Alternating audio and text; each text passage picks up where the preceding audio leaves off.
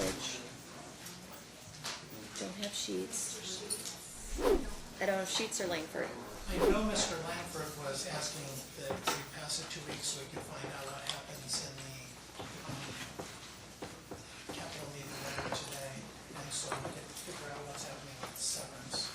Okay, Mr. Brooks, Or do you want to call it? Is that what?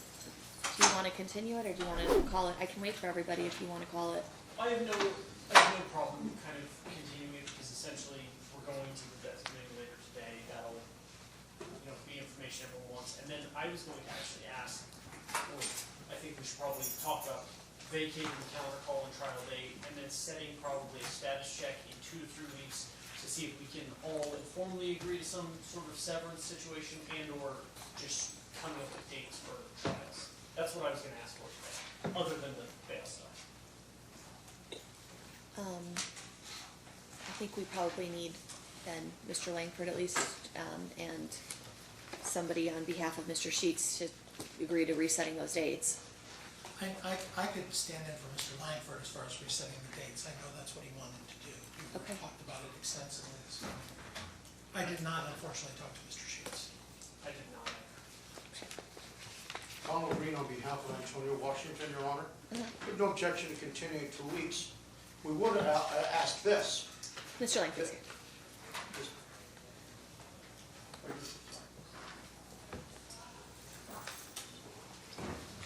Everybody's disappointed it's me. What were you going to say, Mr. Green? Yes, Your Honor, thank you. Again, Donald Green on behalf of Mr. Washington. Your Honor, we don't have a problem passing it 2 weeks. I would request Thursday, November 9th. I don't have court on A little over Thursdays. 2 weeks. I don't have Thursdays.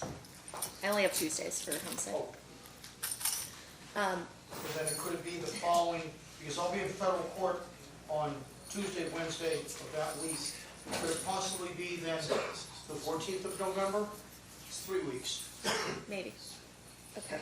That would give us the opportunity, Your Honor, to respond to the state's fugitive motion to revoke the current custody status and bail of the defendants. How's it a fugitive motion? Well, it's in violation of the 8th Judicial District Court rules, which would be effective in September 2021. A, it does not contain a notice of motion. It was set on a setting slip, which is not a notice of motion. Second, pursuant to Rule 6.3, whenever a movement is seeking to revoke or change the bail conditions, the motion must be accompanied by a declaration of the movement. There is no declaration. That's in Rule 6.3. And the motion did not give us sufficient time under the rules to respond. We're either going to abide by the rules or the gloves come off. Because they're seeking potentially the ultimate sanction of a death penalty, we believe that we should have the opportunity to respond to that possibly by the 14th of November and have a hearing on that. This isn't justice court where you get a setting in a few days. It was filed on the 19th, which was just a couple of days after the indictment, and set for a motion for today. That did not give us the sufficient time to respond, as the court noted earlier in another case, to allow the defense enough time to respond to the motion, that is to revoke. So perhaps they could revamp their motion, set it with the notice of motion, and provide the declaration of the movement as to why the custody status of Mr. Antonio Washington in particular should be changed, because it's a $600,000 bail. Mr. Brooks?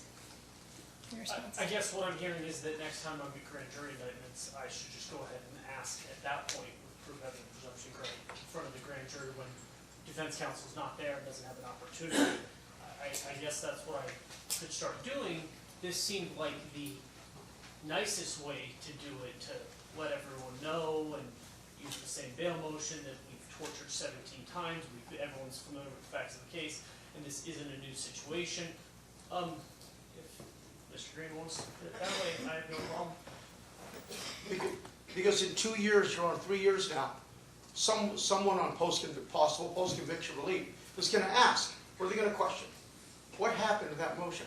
Why was it not challenged on the fact that it did not contain the notice of motion and the declaration?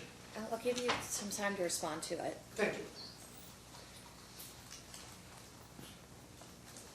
All right. My thoughts on setting trials, or we're going to set 2 trials? I think we were gonna try to meet with everyone and informally agree, hey, this probably should be severed, let's talk about the best way to do it. Are we all okay with doing it this way? So, So I can weigh in and you guys can decide just not to do anything. You've told me just however you guys want to do it. My thoughts are that it should be by count. Basically all Mr. McDuffie's counts should be severed along with Mr. Jackson and Ms. Queen in that case. And then the cases involving the homicide should be separate. like the California and Las Vegas. California and Las Vegas groups. That's kind of what the state was assuming. We hadn't talked to anyone. Okay. So that's why I wanted Mr. Langford here, because that would involve 2 different trials for your client. So if that is your preference, that's great. If that is not your preference, let us know, and, we could argue that out. My preference would be 28 different trials. Sure. But obviously, I think setting it right now is premature anyway because of the notice that they might seek death in the case. And we know that they're meeting this afternoon at 1:30, Your Honor, to make that decision. My request was that we pass it 2 weeks to work out the issues of the severances, and then we could come back to the court with a plan of what we were going to do. I think we're all kind of saying the same thing, but I just wanted to say that I think it should be severed, basically. All right, 11:14, 9 a.m.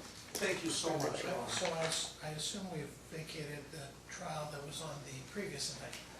Yes. At this point, the calendar call and trial date for 11/6 is going to vacate. And the status check Mr. is Sheets for the 14th. was not here, so if he wants to object to the vacating of that, he would need to place it on calendar. And Your Honor, just so you're aware, I did speak with Mr. Draskovich on behalf of Mr. Jackson, aware that we were going to be asking for this additional time. I just wanted to explain to Your Honor why Mr. Draskovich is not present right now, and I was going to cover it just that date. Do you object to the moving of to the vacating of the calendar call and trial date on behalf of your client or on behalf of Mr. Draskovich's client? No, we can move that over to November 14th for a status check. Sounds good. Hearing no objection from anyone, that being the request of the parties, we'll continue it till the 14th to give the parties time to decide what the best way to sever the case is, as well as to give everyone an opportunity to respond to the written bond motion. Thank you so much All right. again, Your Honor. Thank you. C 371-483-1, 2, is it 3 that dealt? 1, 2, 3, 5, 6, 7, and 8. All of them are going to be moved to 4/14 at the request of the parties. 11/14. Wait, what that mean, miss? I don't understand. The court date, It's moving to 11/14. the next court date, right? That's the next court date. You're all going to be back November The 14th. stuff we're supposed to discuss today is for 14. Yeah. 9 o'clock. Yep. That was including Jackson, the one that, Including all 7. all 7.